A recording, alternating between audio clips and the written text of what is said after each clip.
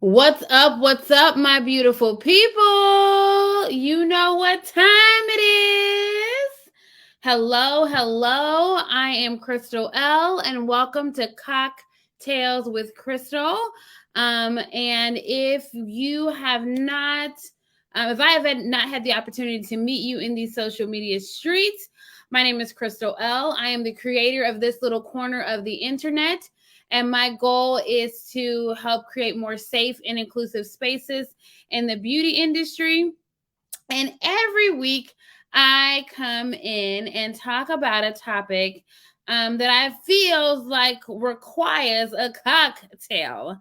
So today, I am here with my normal shout out of tequila, and I am mixing tequila with a little bit of Sprite. So cheers, cheers, cheers. If you are here, please drop where you are from. Hey KJ, hey Mary, hey Grill Curls. Grill Curls. I saw your post yesterday about the incident on stage, and honey, I am preparing a little response to that. But today we are talking about the biggest lies, misconceptions that we were told in cosmetology school. So, I have been doing a tour. All Hair Academy is on the road, and we have been stopping in some of the cosmetology schools. And the reason why is that I feel like it is so important to, one, give back, and two, be able to answer questions for cosmetology students about what is in the real world like when you get out here in these cosmetology streets. And there are a lot of things that I wish I would have known before I started doing hair. And there are a lot of things that I found out by going into the cosmetology schools that these graduates haven't a clue about. And I think not even just the graduates, but people who are deciding to go out onto their own to create businesses, and they don't necessarily have the skills or the knowledge or the resources to be successful. And my goal in life is always to tell you what I wish somebody would have told me, so that we can all do better. When one of us do better, we all do better. So, one of the biggest things that kept coming up was that they could be specialists already. They were like, "Oh, no, no, no. I don't do that. I don't do this. I just want to do color, or I just want to do curly hair, or I just want to do cuts." And I was like, well, I know in cosmetology school, hey, Michelle Nicole, that the goal of cosmetology school is for you to learn a little bit of everything, right? So I employ you to actually learn a little bit of everything so that you have a solid foundation, so that you can actually go out and really learn what you want to specialize in, so that within that specialty, you can do all hair types, textures, and shapes. So whether you're a cosmetology student or you are on your own, a booth winner, a suite winner, an owner, that is very, very important that before you decide to niche down and specialize, make sure you understand how to do that on all hair types and textures. The other big thing that these students really kept telling me was that they didn't need to dive into understanding pricing or social media or continued education, because most of their clients love them and they were going to go with them. That's a hard no. And even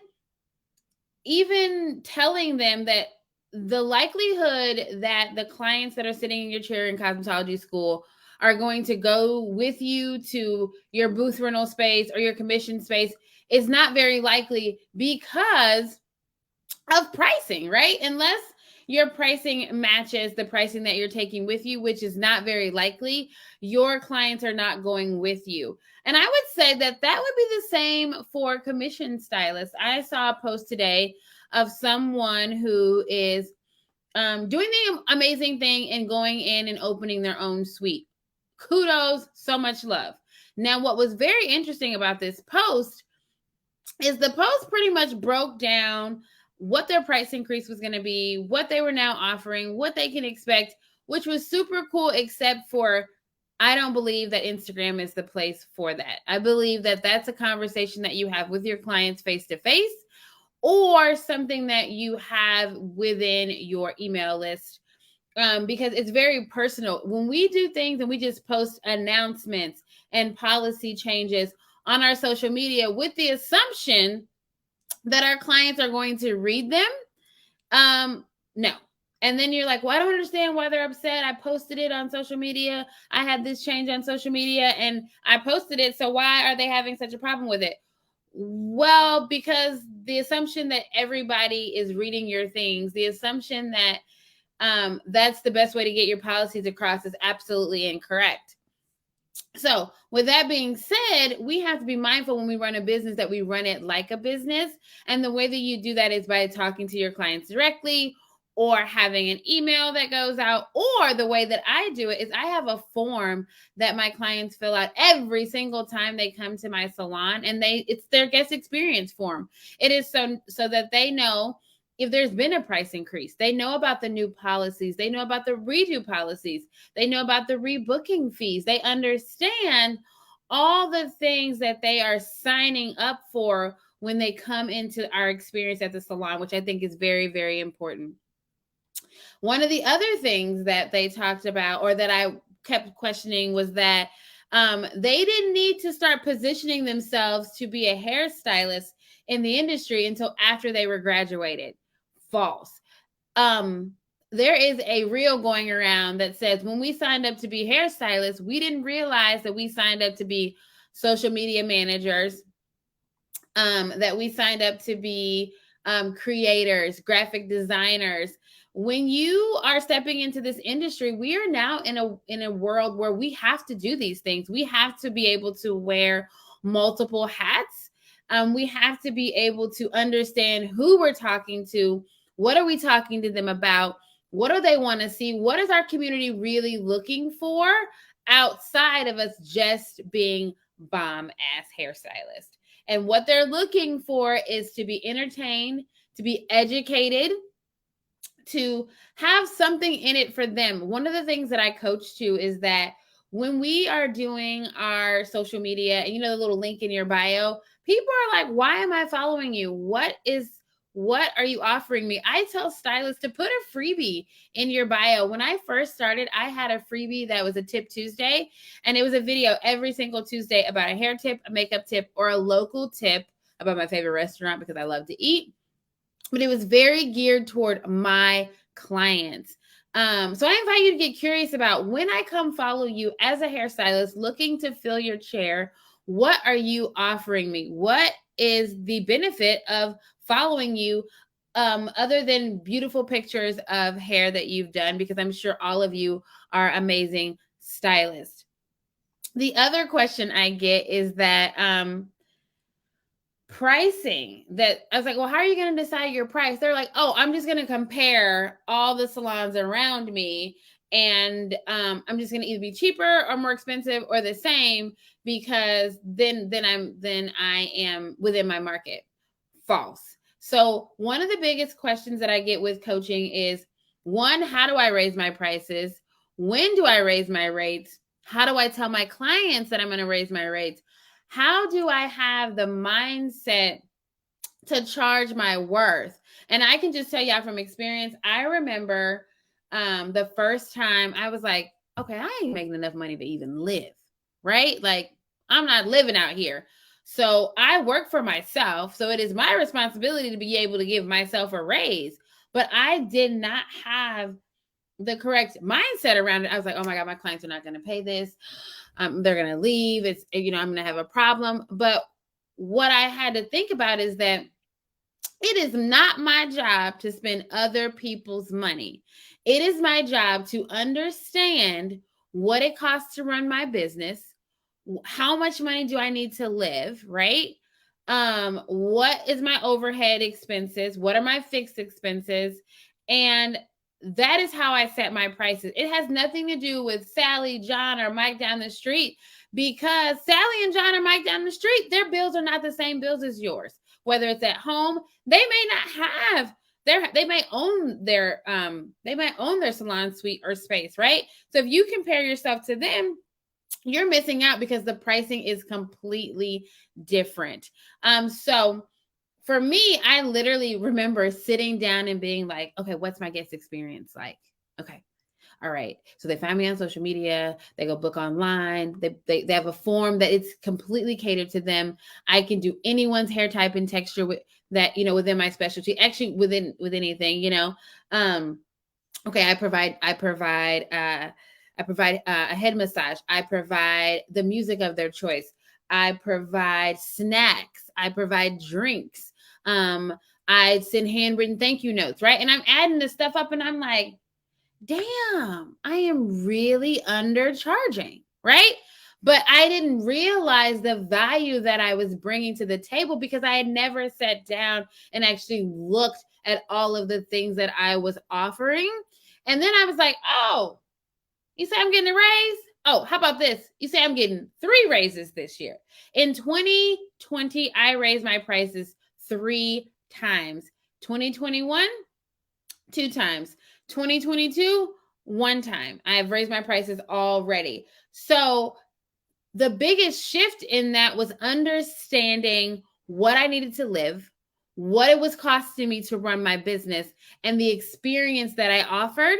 And all of those things had to be in place for me to be able to charge what I was supposed to be charging. All of those things had to be in place for me to be able to raise my rates comfortably. So I have been having a conversation. We hear a lot about mindset.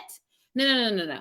You don't need a mindset change. You need a mind shift change, right? Because that shift is going to get you to the next level in your business. So with that being said, I have had so many people ask me, Chrystal, dive deeper into that. Tell us more about how and why and the best way to go about raising your rates. Now, the one thing that I will tell you that it is not a one size fit all at all. Like it's definitely not a one size fit all. And in order for you to know what you're supposed to be charging, you have to do some research and some work. And you have to have a game plan. Now, anyone who knows me knows that I am the systems chick. Like I got a system for everything. I mean, I got a system in my house. I got a system in my business. And mostly because I'm hella unorganized. But if I have something to follow, I'm a beast, right? So I wanted to put something in place because I was getting so many DMs about how do I raise my rates? How do I give myself a price increase? And I'm going to tell y'all, gas in Missouri is $4.49. Today I did the math. I was like, $4.49 times my 36 tank gas. That's like $136. So if you have not given yourself a raise this year, it is time to give yourself a raise. But I know that that can be hard for some of us. So I am here to help you have a mind shift. So I am doing a raise your rates challenge. So I love challenges. I love for somebody to be like, this is what you need to do. I want you to go do it. India said that it is $4.85 in PA, right? We as stylists have to give ourselves raises. We are the boss. And as the boss, we have to say, you know what? I am not making enough. You know what? The cost of living is going up. The cost of goods and services to just supply you with beautiful hair is going up. So my rates should go up too. So if you have been wanting to give yourself a raise, if you have been wondering, is it time for a raise? If you have been like, I just don't make enough money, but I don't know what to do, I am here for you. I am here to invite you to get curious about what it would be like to really understand your numbers. What it would be like to say, I deserve a raise and I know exactly how much I deserve. I got you. There's a link in my bio. I believe it starts June 5th.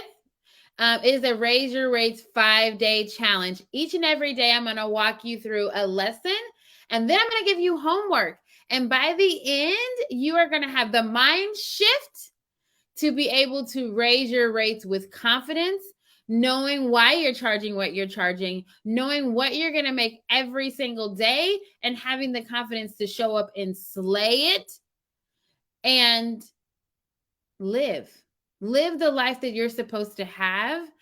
Get to the levels of success that you deserve. So, thank you all so much for tuning in to Cocktails with Chrystal this Tuesday. I got my tequila in hand. I would love to know if you're catching this on the replay or if you're here now. One, when was the last time you raised your rates? And two, what's your structure that you are currently in? Are you commission stylist, booth rental owner, all of those things? Let me know, because I am very, very curious about that. But in the meantime, please click the link in my bio, join the Raise Your Rates Challenge, join the All Hair Academy community, because I want you to get to the next level of success for you, whatever that looks like. I want you to put your blinders on about anything that anyone else is doing and come and get the roadmap for 5 days so that you can confidently make the money you deserve. With that being said, thank you all so much for hanging out with me this Wednesday. I'm so used to being on Tuesday. This Wednesday afternoon for Cocktails with Chrystal. And I will be back next week. In the meantime, in between time, if there's anything that you want to talk about, anything else you want to dive in deeper based on all the things, the misconceptions, and the biggest lies we're told in Cosmetology School, please, please, please DM me. I am here to chat, and let's hang out in these social media streets. And remember, every day is a new opportunity to slay, so please take advantage of it. Have a fantastic rest of the week, and happy hump day.